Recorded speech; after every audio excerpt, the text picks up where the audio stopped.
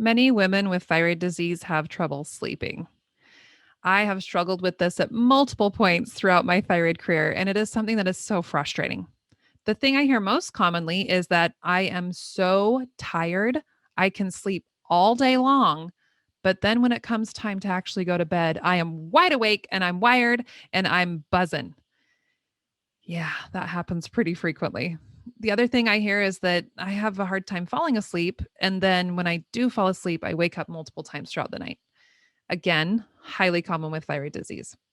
The reason for this, there's two big reasons. But the first reason is the adrenals. And we've talked about these multiple times. But the adrenals are tiny glands that sit on top of the kidneys, and they pick up the slack when the thyroid is not functioning well. So over time, the adrenals become really exhausted. And if they're exhausted, they will start sending out their hormones incorrectly. And one of the hormones that they send out incorrectly is called cortisol. Now, cortisol is supposed to be high in the morning, and then it kind of calms down throughout the day, and then it's quiet at night, and that's how we sleep. If your adrenals are exhausted because they've been playing catch up for your thyroid, what will happen is they will be low throughout the day. And then come nighttime, 9, 10 o'clock at night, woo, you'll get a cortisol spike, which means you've got blood sugar coursing through your veins. You're having all the energy you haven't had all day. You're like, I'm going to clean the ceiling. I'm going to clean this whole house. That is because your adrenals are sending out the hormones at the wrong time. That is a problem. The other thing that can happen is in the gut.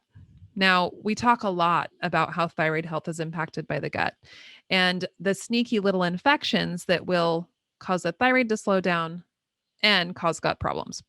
One of those sneaky infections is bacteria, another one is yeast or mold. Any of those infections, what they do is they actually decrease our ability to make serotonin. And serotonin is how we make melatonin.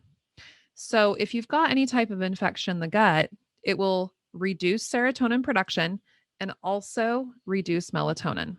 And melatonin is what we need to be able to fall asleep and stay asleep.